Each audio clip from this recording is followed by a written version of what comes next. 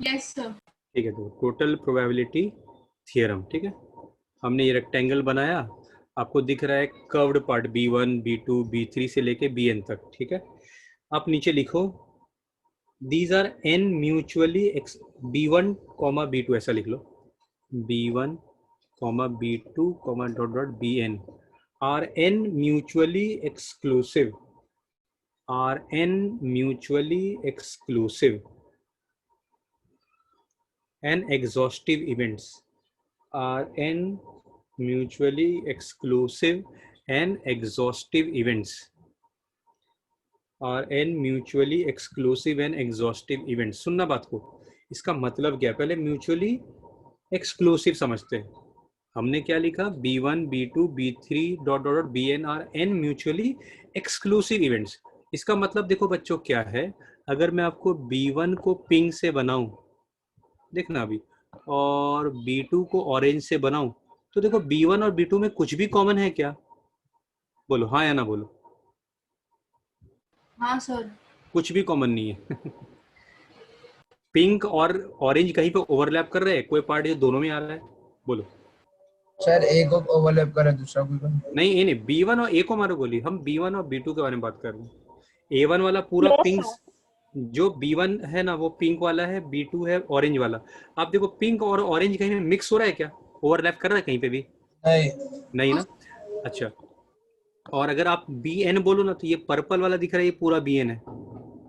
कहने का मतलब जो B1 से लेके Bn तक ये सारे, ये कोई भी दो ले लो ना, B1 और Bn को भी ले लो, तो कुछ भी कॉमन नहीं किसी में भी। इसलिए से लिखा हुआ है कि B1 से लेके Bn तक these all are mutually exclusive. मतलब B1 से लेके Bn तक किसी के दो के बीच में कुछ भी कॉमन नहीं है। पहला बात समझ में आ गया? फिर आपने क्या लिखा? And exhaustive events.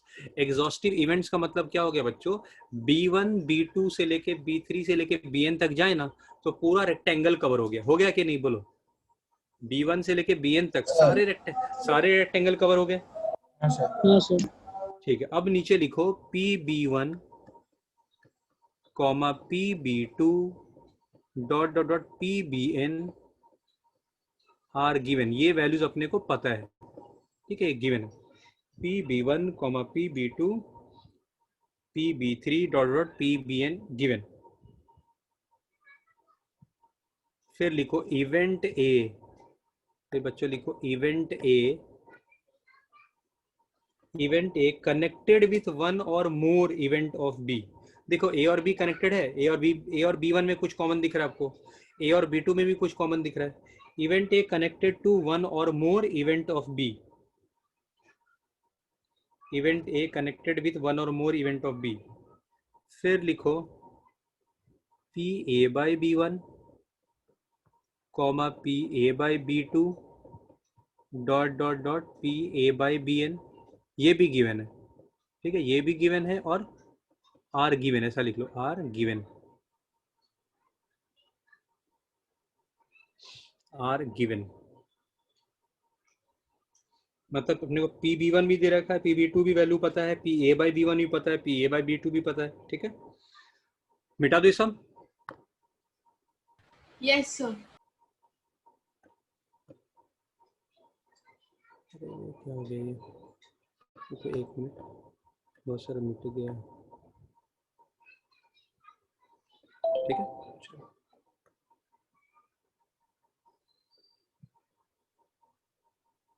इसका प्रूफ भी बताऊंगा, टेंशन मतलब। अभी मैं जो लिख रहा हूँ ना वो फॉर्मूला है, फिर उसका प्रूफ भी बता रहा हूँ। बहुत आसान है प्रूफ, आपको पिछला एक्सरसाइज आगे तो ये वाला बहुत आसानी समझ में आ जाएगा।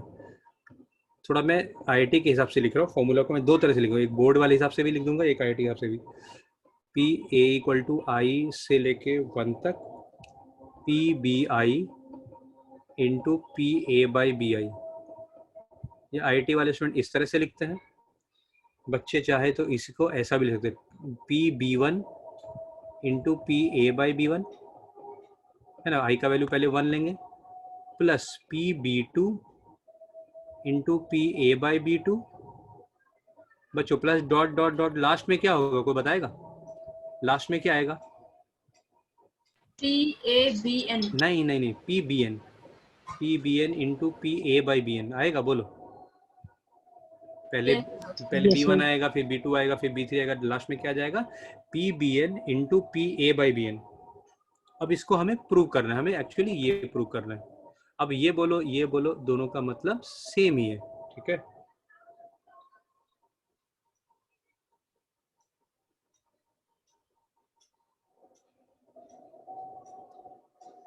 हो गया सर। हो गया, चलो मैं मिटा रहा हूँ ये वाला पार्ट।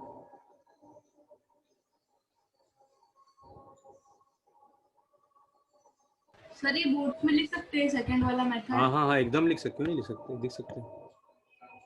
अब देखो बच्चों, ये पूरा जो मैं देखो ब्लू से हाईलाइट कर रहा हूँ ना, ये पूरा ए है, ये पूरा ए है, क्लियर, आपको पता है भी वैसे तो मैं पी ए को लिख सकता हूँ क्या बच्चों? देखो देखना, अभी मैं अभी कौन से कलर से हाईलाइट करूँ, येलो से हाईलाइट करूँ, ये वाला येलो।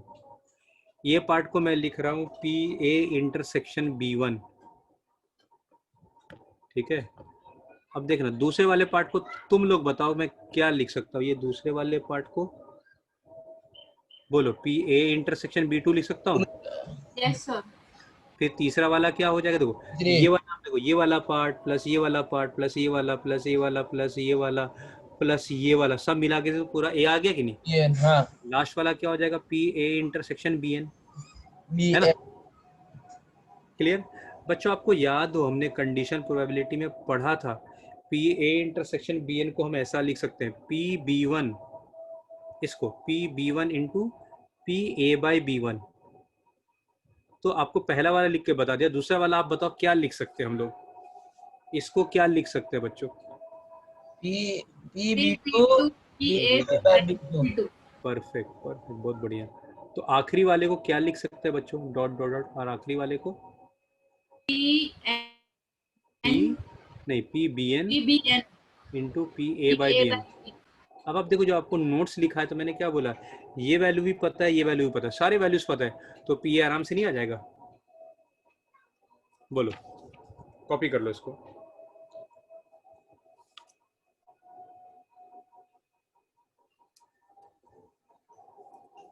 अरे कोई फॉर्मूला का डेरिवेशन है क्या? हाँ, ये इसी को बोलते हैं टोटल प्रोबेबिलिटी। PA का टोटल वैल्यू फाइंड किया ना हमने, देखो हमने इंडायरेक्टली क्या किया, A का टोटल वैल्यू फाइंड किया।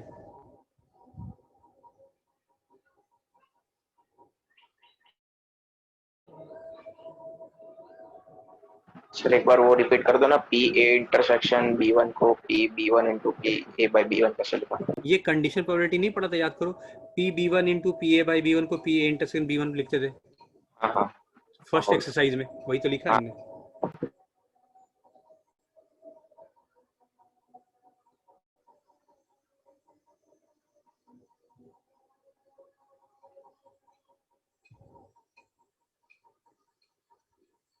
एक मिनट मैं देखता हूँ एक्सरसाइज में कौन सा क्वेश्चन इससे बेस्ड, क्योंकि टोटल प्रोबेबिलिटी को इतना इंपॉर्टेंस नहीं दिया है, पर टोटल का यूज है बेस थ्योरम में, इसलिए यहाँ पे पढ़ेंगे हम लोग, नहीं तो हार्डली एक या दो क्वेश्चन दिया होगा एक्सरसाइज में।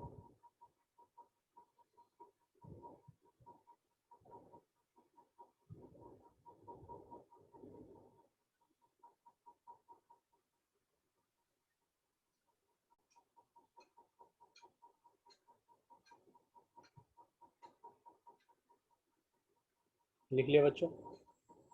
यस हाँ सर। सर। ठीक है, एक मिनट।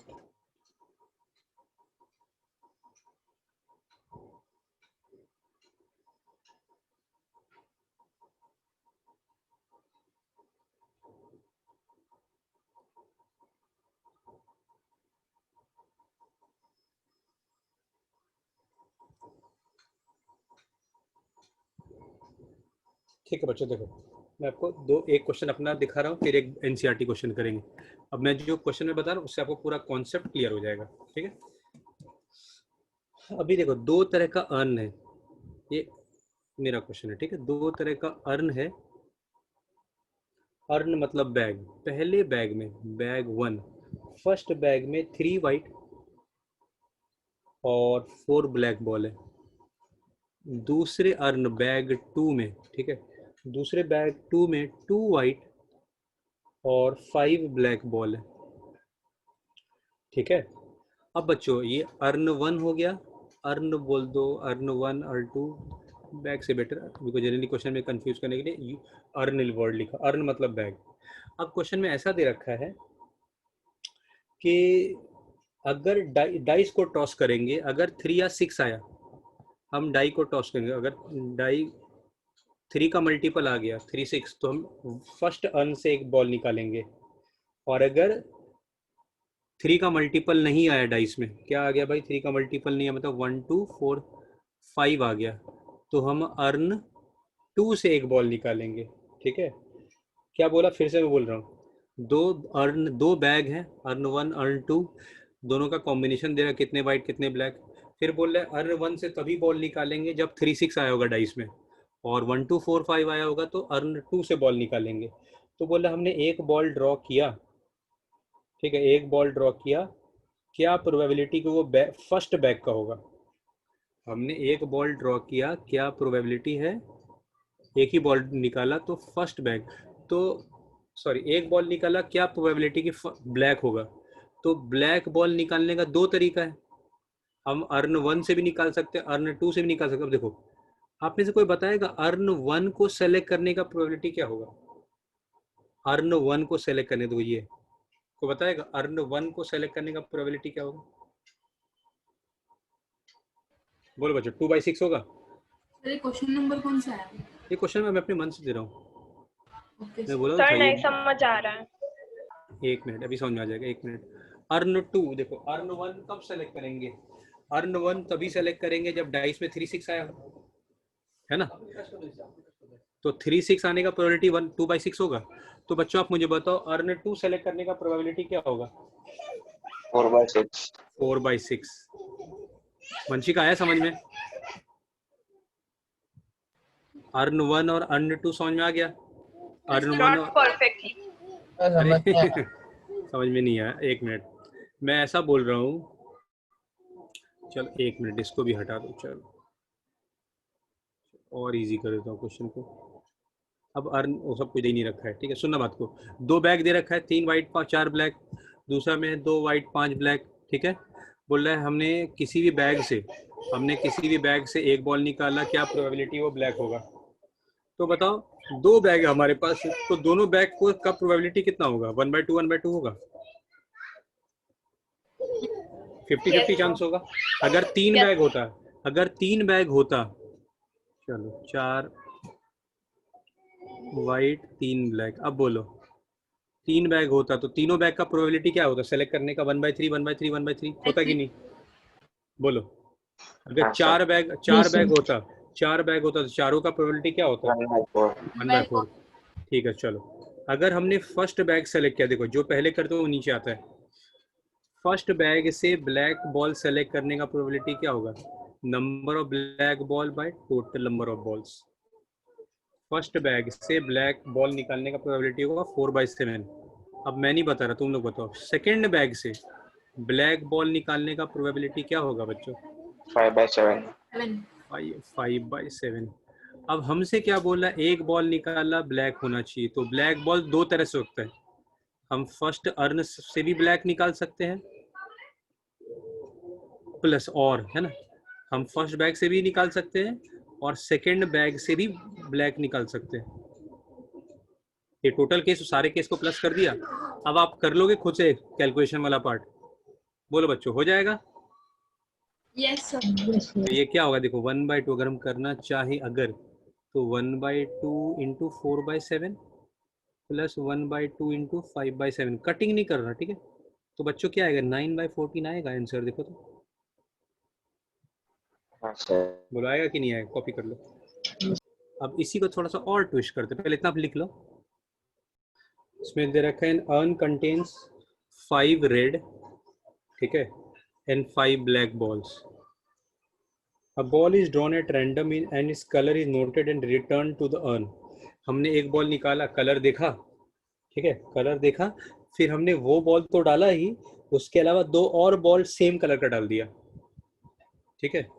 हमने पहले वाला कलर देखा, सपोज हमने रेड निकाला, ठीक है, हमने एक बॉल निकाला, देखा रेड है, तो वो तो रेड चला ही जाएगा, 10 तो हो ही गया, जो बॉल निकाला वापस से डाल देंगे, 2 बॉल उसी कलर का और डाल देंगे, तो अब कितना बॉल, अब कितना बॉल हो जाएगा बच्चों, बोलो? 12, 12। और रेड कितने? 5, अब रेड कितने? 7, 7। हाँ, अब मान लो अगर हमने एक बॉल निकाला, बाहर निकाला, देखा ब्लैक है, तो वो बॉल तो डाल दिया, 2 ब्लैक और डाल दिया, अब टोटल बॉल कितने, बोलो टोटल बॉल कितने? 12, 12। और ब्लैक कितने? 7। ठीक है।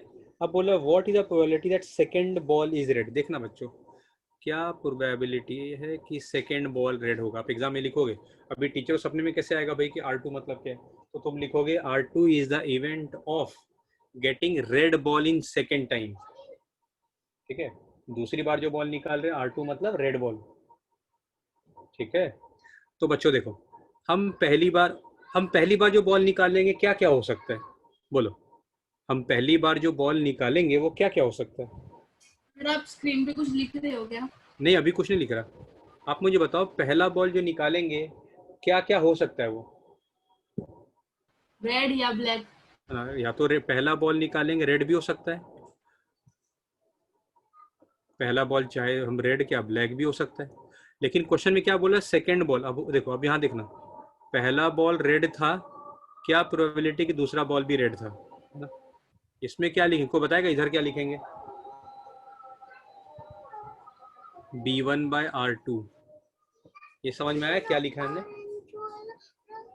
मम्मी के पास, मम्मी कुछ समझ में आया जो मैंने, देखो बच्चों समझ में आया क्या लिखा हुआ है? अब देखो, पहला बॉल रेड निकालने का प्रोबेबिलिटी कोई बताएगा? पहला बॉल रेड निकालने का, पहला बॉल निकाला वो रेड था, क्या प्रोबेबिलिटी होगा? एनीवन? 1/2। 1/2 है ना, 5/10 एक्चुअली होगा ना, 1/2। अच्छा, पहला बॉल ब्लैक निकालने का बच्चों, 5/2। वो भी 5/10, दैट इज 1/2 है ना। अब देखना, पहला बॉल रेड था,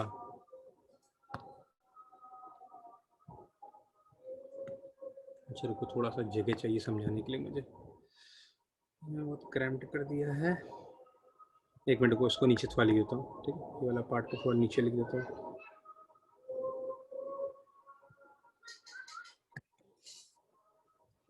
सेकेंड बॉल रेड चाहिए, तो 2 पॉसिबिलिटी, पहला बॉल रेड भी हो सकता है और पहला बॉल ब्लैक भी हो सकता है। तो पहला बॉल रेड था, तो दूसरा बॉल भी रेड ही चाहिए, दूसरा बॉल तो रेड ही चाहिए, पहला तो कुछ भी हो। यहाँ पे क्या हो जाएगा, पहला बॉल ब्लैक था, फिर रेड चाहिए दूसरा। अब देखो बच्चों, अगर पहला बॉल रेड था तो 2 बॉल और रेड डाल दिए, तो अब रेड कितने हो गए, 5 और 5 ब्लैक हो गया, बोलो? तो ये वैल्यू 5/10 हो गया। ठीक है बच्चों, अब इतने बॉल्स हो जाएंगे, समझ में आ रही बात है? मैंने लिखा है अभी 7 और 5। सर ये P of R2 कैसे आया, समझा, दोनों में वो डिस्कनेक्ट। बाद में पहले ये बताओ, ये समझ में आया, ये जो लिखा है वो समझाया तो, ये समझ में आया ये कैसे हुआ? Yes sir. अब देखो, जब पहला वाला रेड था, उसके बाद दूसरा वाला बॉल क्या होना चाहिए, दूसरा रेड होना चाहिए। अब देखो, जब दूसरा इससे निकालेंगे, टोटल बॉल कितने हैं, 12, रेड का प्रोबेबिलिटी क्या होगा, 7 से 12 होगा, 7/12 होगा, बोलो? Yes sir. हाँ प्लस प्लस देखो, अब पहला ब्लैक निकालने का 5/10, अगर पहला हमने ब्लैक निकाला तो अब ब्लैक कितने हो जाएंगे, 7 ब्लैक और 5 रेड, क्योंकि जो बॉल निकाल रहे वही बॉल, वही कलर का 2 बॉल और डाल दे रहे हैं। अब बच्चों बताओ, अब दूसरी बार बॉल निकालेंगे, रेड होने का प्रोबेबिलिटी क्या होगा इससे, दूसरा बॉल रेड होने का प्रोबेबिलिटी क्या होगा? 5/12। 5/12, कटिंग नहीं करना, ठीक है, किसी क्वेश्चन में कट नहीं करना।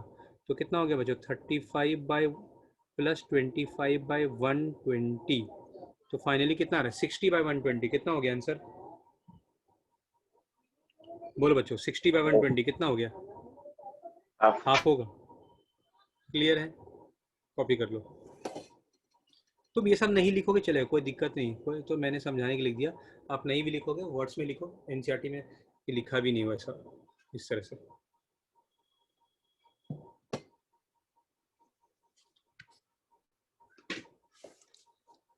लिख लिया, एक ही क्वेश्चन इससे बेस्ड पे है। नो सर बाकी है। नहीं मिटा रहा। अगला है बेस थ्योरम, 5 मिनट लगेगा। बेस थ्योरम समझने के लिए इंपॉर्टेंट है। इंपॉर्टेंट क्या, बहुत इंपॉर्टेंट है।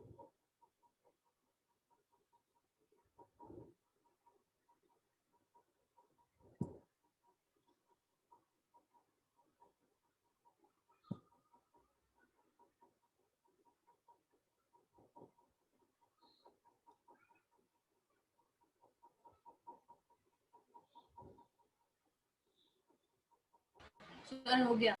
हो गया, ठीक है। अब हेडिंग बनाओ बेस थ्योरम। ये साइंटिस्ट का नाम है। इसी को इनवर्स प्रोबेबिलिटी थ्योरम भी बोलते हैं। इनवर्स प्रोबेबिलिटी थ्योरम भी बोलते हैं। सेम डायग्राम जो बनाया था अभी हमने, इसके लिए क्या बोलते हैं, टोटल प्रोबेबिलिटी के लिए सेम डायग्राम।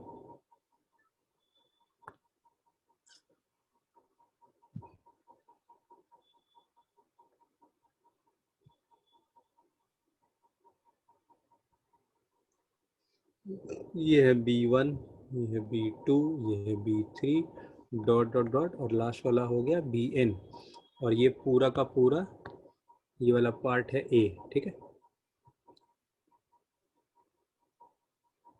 ये देखो पर्पल पार्ट A है।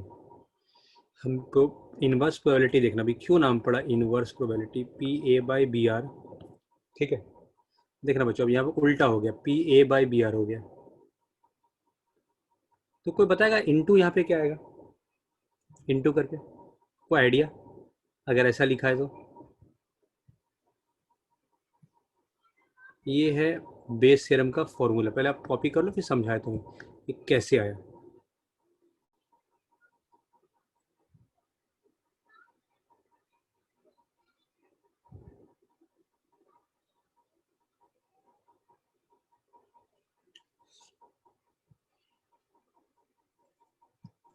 हो गया सर। हो गया। अब यहाँ पे लिखो बच्चों B1, B2, B3, dot dot dot Bn, B1, B2, B3, dot dot dot Bn are n mutually exclusive, are n mutually exclusive, are n mutually exclusive and exhaustive events. ये सेम चीज हमने पहले भी लिखा था, B1, B2, B3, dot dot Bn are n mutually exclusive and exhaustive events, are n mutually exclusive and exhaustive events. फिर आप लिख लो PA/B1, PA/B2, dot dot dot PA/BN are given. ये सारे वैल्यूज अपने को पता है।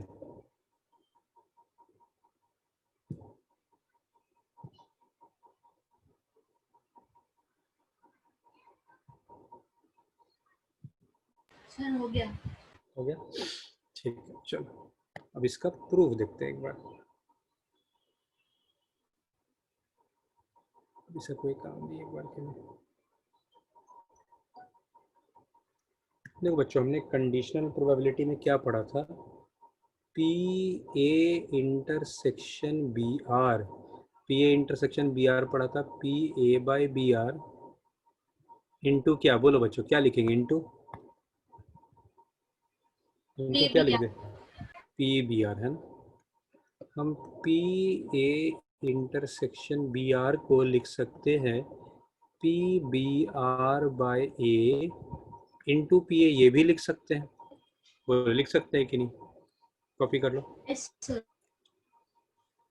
तो देखो बच्चों, फ्रॉम 1 and 2, मैं आपको ग्रीन से हाईलाइट कर, ये चीज और ये चीज दोनों क्या हो गया, equal, PBR/A into PA equal to PA/BR into PBR। तो बच्चों अब क्या हो जाएगा, PBR/A equal to PA/BR into PBR upon PA। हो गया प्रूफ। क्वेश्चन इसी पे जनरली एग्जाम में आते हैं। फॉर्मूला थोड़ा अजीब है, आपको भी लगेगा क्या है। अभी आप क्वेश्चन देखोगे आपको बहुत इजी लगेगा।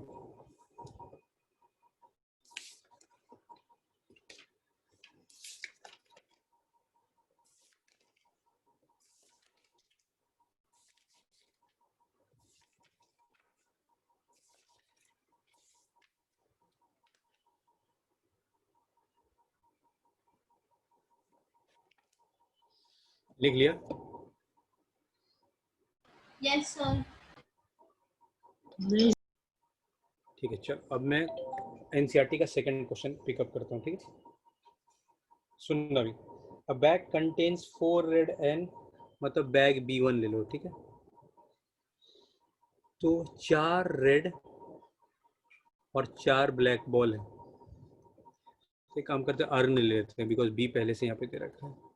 अर्न 1 ले लेते हैं और अर्न 2। ठीक है, बैग 2 में क्या है भाई, 2 रेड एंड 6 ब्लैक बॉल है। ठीक है, one of the 2 bag is selected random, मतलब क्या बोला है, 2 में से कोई भी एक बैग अपनी मर्जी से सेलेक्ट कर लेते हैं। तो बच्चों बताओ, अर्न 1 और अर्न 2 दोनों में से किसी को भी कभी भी सेलेक्ट कर सकते हैं, तो दोनों बैग सेलेक्ट करने का प्रोबेबिलिटी क्या होगा बोलो? 1/2 होगा या 1/3 होगा?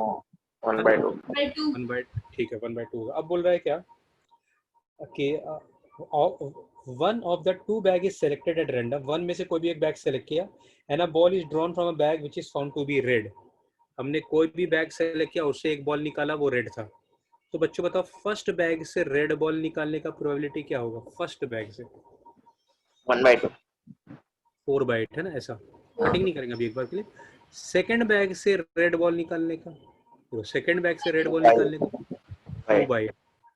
2/8। अब देखो क्वेश्चन में क्या बोला है, बोला कि हमने 2 में से कोई एक बैग सेलेक्ट किया और एक बॉल निकाल लिया, वो रेड था। जो एक बॉल निकाला वो रेड था। फिर पूछा है find the probability that a ball is drawn from second. ठीक है, हमने एक बॉल निकाला, वो रेड था, जो पहले दे रखा वो नीचे लिख दिया। क्या प्रोबेबिलिटी कि हमने वो रेड बॉल फर्स्ट बैग से निकाला होगा?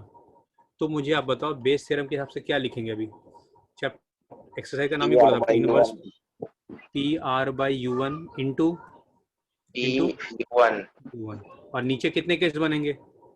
2 एक या 2, है ना। तो ये तो सेम टू सेम तो आएगा ही, PR/U1 इंटू PU1 प्लस फिर क्या आएगा, PR/U2 इंटू PU2। आसान है।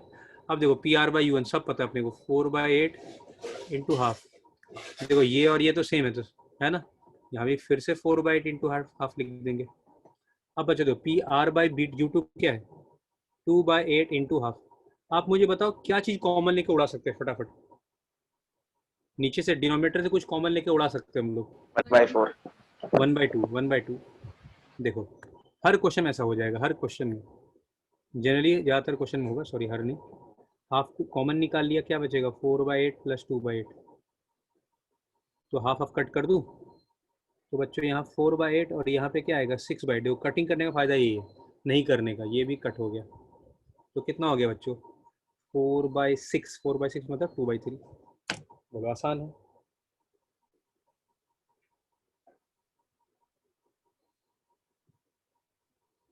ये वाला थोड़ा एक्सरसाइज थोड़ा है दमदार, मतलब आपको आगे क्वेश्चन आएंगे नहीं जब तक मैं कराऊँ नहीं। एक दो क्वेश्चन और कर लेते, ठीक है। Sir doubt. हाँ मैं करा दूँ, टेंशन मत लो, जाने से पहले मैं करा दूँ तुम्हारा।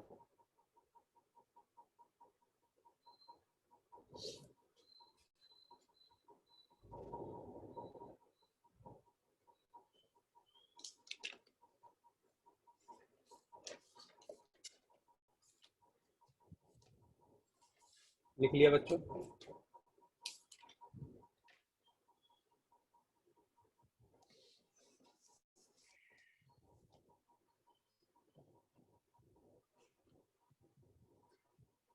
Next I am doing question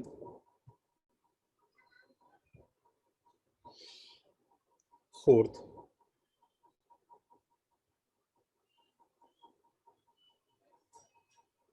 बहुत ही बढ़िया क्वेश्चन है ये, बोर्ड में आया हुआ क्वेश्चन है। बोर्ड में जब आया तो हंगामा मच गया होगा, ऐसा क्वेश्चन है ये। टफ नहीं है, बहुत बच्चों को आइडिया नहीं लगा, पर जिन्होंने RD शर्मा वगैरह किया होगा ना, एनसीईआरटी में क्वेश्चन नहीं था, तब नहीं था, जब ये आया था ना तब एनसीईआरटी में नहीं था। तब RDRS सब में था ये क्वेश्चन, ऑल इन वन सब में था। जिन्होंने एक्स्ट्रा बुक किया होगा उनको आया होगा, जिन्होंने अपना सिर्फ NCERT करके गए होंगे पता भी नहीं चला होगा क्या है ये क्वेश्चन। चलो मिटा दूं? Yes sir. देखो बहुत अच्छा क्वेश्चन, एक ही स्टेप इसमें टेढ़ा है। तो आपसे मैं पूछूंगा, आपसे भी देखें आप में किसी को आएगा। बोला in answering a question based on multiple choice test a student either knows the answer या गेसेस। ठीक है, एक मल्टीपल चॉइस क्वेश्चन है, उसमें दो ही प्रोबेबिलिटी, या तो बच्चों को आएगा या वो गेस मारेगा। ठीक है, अब सुनो, अब क्वेश्चन में क्या बोल रहा है, let 3/4 be the probability that he knows the answer.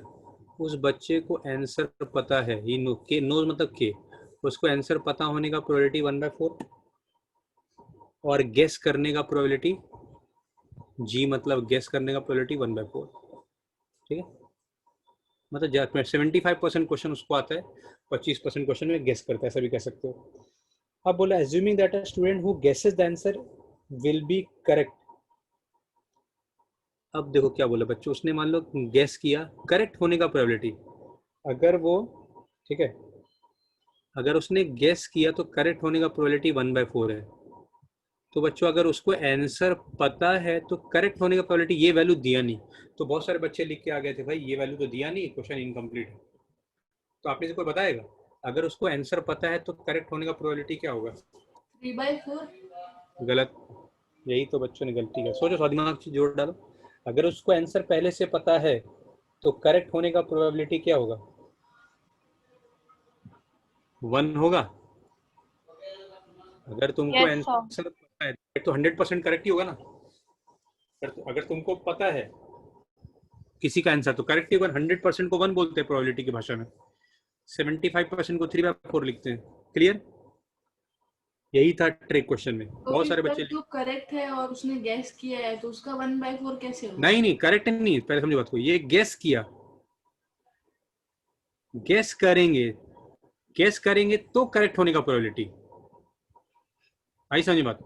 Guess करेंगे कोई जरूरी थोड़ा ना हर बार करेक्ट ही होगा, 25% चांस है कि वो करेक्ट होगा, ऐसा ये दे रखा है। क्लियर? Yes sir. अब देखो क्वेश्चन में समझ में आ गया, ये वैल्यू अपने को नहीं पता था, यही तो दिमाग चलाना था। अब क्वेश्चन में देखो, what is the probability that he knows the answer. क्या प्रोबेबिलिटी कि वो उसको आंसर पता है, कि जब ये इफ ही आंसर्ड करेक्टली, अगर उसका आंसर करेक्ट है तो क्या प्रोबेबिलिटी उसको आंसर पता था। क्वेश्चन में क्या दे रखा है, what is the probability that he knows the answer given that if he answered correctly, मतलब आंसर करेक्ट है। तो अगर आंसर करेक्ट है तो क्या दो चीज हो सकता है, तो उसको आंसर पता होगा या गेस किया होगा। तो बच्चों अगर ये फाइंड करना है तो क्या लिखेंगे बोलो? पी सी बाई के, PC/K इंटू PK, और नीचे क्या आएगा बच्चों? PC/K इंटू PK प्लस, फिर क्या आएगा बोलो? PC/G into PG. PG। PG. अब वैल्यू सारे पता, रख लोगे तो आ जाएगा, है ना। अब कोई दिक्कत ही नहीं, सारे वैल्यूज पता है। अब एक लास्ट क्वेश्चन कर देता हूँ, ये आ गया तो तुमको ऑलमोस्ट सारे आ जाएंगे, एक आध क्वेश्चन में फंसोगे, लेकिन ये वाला आ गया अगला, फिर तो आप सारे क्वेश्चन कर पाओगे। अभी और भी क्वेश्चन जो करने लायक है, एक लास्ट क्वेश्चन कर देते हैं। सर एक हो दो गया। क्वेश्चन है जो टिपिकल है, थोड़ा आपको हर बुक में मिलेगा।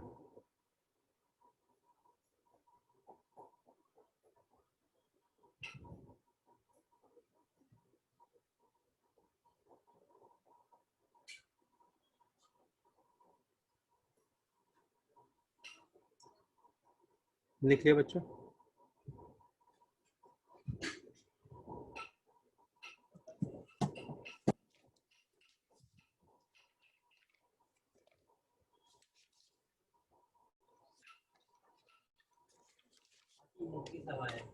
जी सब है, आ रहे 5 मिनट।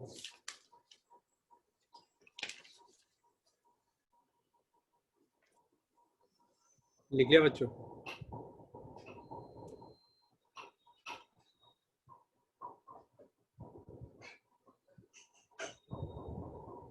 हेलो?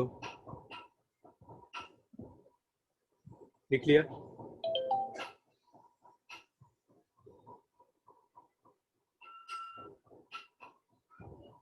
हाँ सर। Yes sir. ठीक है, चलो लास्ट क्वेश्चन आज के लिए।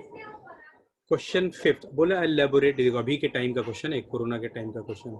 इन a laboratory test is 99% effective, ठीक है, a laboratory test is 99% effective in detecting a certain disease when in fact it is present. सुनना बात को, मतलब एक मशीन है, अगर मान लो किसी आदमी को बीमारी है तो 100 में से 99 टाइम बोलेगा हाँ है, और 100 में से एक बार गलत बता देगा है, फिर भी बोल देगा उसको बीमारी नहीं है। ऐसा होता है बच्चों। आपको लग रहा है ऐसा कैसा पॉसिबल है यार, बीमारी तो मशीन तो बोलेगा ही ना। कई बार गलत रिपोर्ट भी आ जाता है, ऐसा हो चुका है अपने। मैं तो एक पिक्चर देखा अमिताभ बच्चन का, उस पिक्चर में अमिताभ बच्चन को बीमारी नहीं होता है, पर आ जाता है कि उसको कैंसर हो गया। ऐसा आता है पिक्चर में। अब ऐसा हुआ कभी, तभी पिक्चर बना है। इस पिक्चर को बने 30-35-40 साल हो गया। तो अमिताभ बच्चन को आता है भाई लैब का रिपोर्ट, क्या वो कैंसर हो गया। बहुत अच्छा आदमी था, बहुत हमेशा हंसते रहता था। तो अचानक से उसको आ गया रिपोर्ट कि आपको कैंसर है भाई, तो थोड़ा उदास रहने लगा और सोचा कि यार मैं घर वाले को बोलूँगा, घर वाले क्या करेंगे, घर वाले सुसाइड कर लें, बिकॉज वो अकेला आदमी कमाने वाला। तो घर में पता भी नहीं चलना चाहिए, और घर वाले को अब जब मान लो कैंसर हो जाए तो घर वाले कितना दुख होगा भाई, एक ही बेटा वो मर जाएगा। तो सोचा क्यों ना ऐसा कर दो, मैं ऐसा गलत सलत काम करता हूँ, पुलिस पकड़ के ले जाएगी, ताकि मैं कल को मर भी जाऊँ तो घर वाले को दुख ना हो ऐसा। और फिर ऐसा कुछ कर लेता हूँ कि ढेर सारा पैसा मिले और वो पैसा अपने घर वाले को दे दूँ, तो घर वाले को दुख भी नहीं होगा और पैसे भी मिल जाएंगे। तो पैसे भी मिल जाते हैं, ठीक है, ऐसा कुछ करता है पैसे ही मिल जाते हैं, उसको गोली भी लग जाता है और उसको तो कोई दुख भी नहीं, चलो अच्छा है मैं कैंसर से ही मरने वाला हूँ। जब गोली लग जाता है, मरने वाला होता है, उसको तब पता चलता है कि रिपोर्ट, फोन आता है ये गलत रिपोर्ट था। आप सोचो वो क्या करेगा। सोचो, ऐसा सच में पिक्चर बना है, ठीक है। तो तुमको लग रहा होगा ना ये क्वेश्चन, यार ऐसा कैसे पॉसिबल है, बीमारी है तो मशीन तो बोलेगा ना बीमार है। ऐसा मेरे एक अंकल को भी हो चुका है, उनको डायबिटीज़ हो गया था, मशीन में प्रॉब्लम था, डायबिटीज़ बहुत बढ़ गया, बहुत बढ़ गया, पर मशीन बताया नहीं कि बढ़ गया है। जब उनको पता चला कि सच में डायबिटीज़ बढ़ गया ना, तो हंस, तो खुद डॉक्टर, मेरे अंकल, उनका डेथ हो गया। फिर सोचो, मतलब गलत मशीन के होने के कारण। खैर, लेबोरेटरी टेस्ट समझ में आ गया, मतलब किसी आदमी को बीमार, अगर किसी आदमी को बीमारी है तो 99% केस में वो मशीन क्या बताएगा, हाँ बीमार है। A test also yields a false positive result for 0.5% of a healthy tested. मतलब 0.5 केस में क्या है कि आदमी को बीमारी नहीं है, फिर भी मशीन क्या बोल देगा भाई बीमारी है उसको। ऐसा होता है, कोरोना में बहुत सारे आदमी को ऐसा हुआ, कोरोना है नहीं, मशीन बता दे हाँ भाई कोरोना है, उसको भी उठा के ले गया, उसके घर वाले को भी उठा के ले गया, ठीक है। फिर बोल रहा है कि test also yields a false positive result for 5% of the healthy person tested, then with a probability of 0. अच्छा, if 0.1% of the population has disease। अब देखो, अब यहाँ पे क्वेश्चन में E1 मतलब आदमी को बीमारी है, क्या बोल रहा है, शहर में कितने परसेंट लोगों को बीमारी है, 0.1%, ठीक है। 0.1% मतलब 1/100 होगा, पॉइंट है तो एक और जीरो आ जाएगा, तो कितना हो गया बच्चों, 1/1000 हो गया। तो शहर में 0.1% लोगों को बीमारी, तो कितने लोगों को बीमारी नहीं है, क्या बोलोगे कि प्रोबेबिलिटी, कोई भी आदमी को बीमारी होने का 1/1000 है शहर में, कोई भी एक आदमी को बीमार होने का, तो बीमार नहीं होने का क्या हो जाएगा, 1 - 1/1000 है ना, 1 - 1/1, तो ये हो जाएगा 999/1000, ठीक है। अब यहाँ पे लिखो ए मतलब test result is positive, test result is positive, test result is positive. अब देखो क्वेश्चन में स्टार्टिंग में क्या लिखा हुआ था, कोई आदमी को बीमारी है ना, E1 मतलब डिजीज है, और E2 मतलब बीमारी नहीं है। अब देखो स्टार्टिंग में लाइन में क्या लिखा, कोई एक आदमी को बीमारी है तो मशीन पॉजिटिव रिजल्ट का 99% केस में पॉजिटिव रिजल्ट बताएगा, है ना। बीमारी है तो 99 बाय, अब देखो बीमारी नहीं है फिर भी पॉजिटिव रिजल्ट 0.5 केस में बताता है, 0.5%, तो पॉइंट हटाएंगे एक और जीरो आ जाएगा, तो 5/1000 हो गया, ठीक है। E2 मतलब बीमारी नहीं है, फिर भी मशीन क्या बोला बीमारी है, यही लिखा हुआ है ना क्वेश्चन में। अब सुनो, फाइंड क्या करना है। अब बोला what is the probability that a person has a disease, क्या प्रोबेबिलिटी कि वो आदमी को बीमारी है, ठीक है, क्या प्रोबेबिलिटी उस आदमी को बीमारी है, given that his test result is positive, ये गिवन है। तो बच्चों अभी क्या लिखेंगे यहाँ बताओ, यहाँ पे क्या लिखेंगे बोलो, जो गिवन है वो नीचे लिख दिया। Hello hello,